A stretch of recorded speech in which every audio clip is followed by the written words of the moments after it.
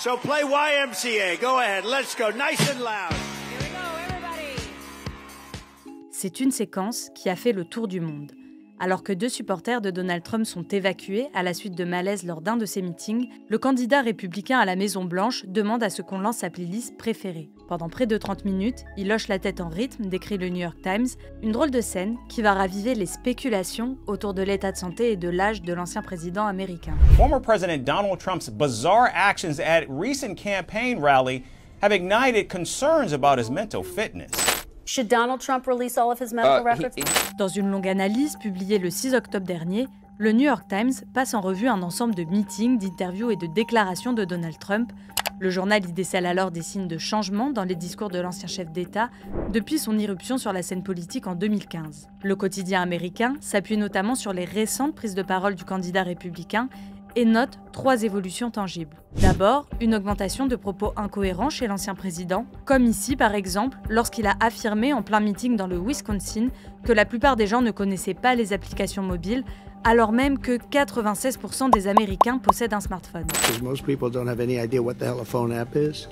Ou là encore, lorsqu'il raconte sur le plateau de Fox News que le public le soutenait lors de son débat face à Kamala Harris, alors que ce dernier a eu lieu dans une salle vide. Son entourage assura plus tard qu'il parlait en fait des téléspectateurs. They didn't correct her once, and they corrected me everything I said practically, and I think 9 times or 11 times, and the audience was absolutely, they went crazy. Le New York Times note ensuite que même si Donald Trump a toujours été connu pour ses discours discursifs, au fil du temps, ses prises de parole sont devenues plus sombres, plus dures, plus longues et plus colériques. So you have to tell Kamala Harris that you've had enough, that you just can't take it anymore. We can't stand you. You're a shit vice president. In Springfield, they're eating the dogs, the people that came in, they're eating the cats, they're eating the pets. Enfin, le quotidien américain de centre-gauche constate que le candidat républicain s'enfonce de plus en plus dans de longues digressions, comme lors de cette séquence en mai 2023, où au micro de l'animateur conservateur Tucker Carlson, il passe rapidement des ouvriers décédés sur la construction du canal de Panama aux 7 merveilles du monde. A thing called the Panama Canal. We lost 35,000 people to the mosquito, malaria. Yeah. We lost 35,000 people building. We lost 35,000 people because of the mosquito. Vicious. They had to build under nets. It was one of the true great wonders of the world, as he said, one of the 9 wonders of the world. No, it was one of the 7. It happened a little while ago, Selon une analyse informatique du New York Times, les prises de parole du candidat républicain durent désormais 82 minutes en moyenne par rapport à 45 minutes en 2016.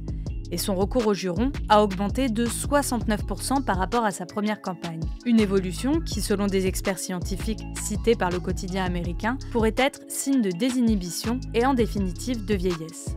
Il faut dire que depuis le retrait le 21 juillet de Joe Biden de la course à la Maison-Blanche, Donald Trump est à 78 ans, le candidat d'un grand parti le plus âgé de l'histoire, et il serait le président le plus âgé si jamais il l'emporte et termine son mandat à 82 ans, note le New York Times. Et cette situation soulève des inquiétudes quant à ses capacités à diriger le pays. Plus de 400 médecins, dont la plupart soutiennent publiquement Kamala Harris, ont signé une lettre diffusée le 14 octobre dernier dans la presse réclamant la publication du dossier médical de Donald Trump, rapporte le magazine de gauche américain Mother Jones. Alors que la candidate démocrate a publié le sien le 12 octobre dernier, Donald Trump n'a rendu public aucun bilan médical complet depuis 2018, date à laquelle il était encore président. Depuis, seule une lettre de son médecin, publiée en novembre 2023, affirme que l'ancien chef d'État serait en excellente santé. Selon Mother Jones, Donald Trump reconnaît lui-même faire des digressions et explique qu'il s'agit là d'une stratégie de communication bien rodée appelée le tissage. You know what the wave is? I'll talk about like 9 different things and they all come back brilliantly together. Plusieurs de ses proches, dont Sam Nunberg, un ancien conseiller politique de Trump, affirment toutefois au New York Times ne pas avoir remarqué d'évolution dans les prises de parole de l'ancien chef d'État.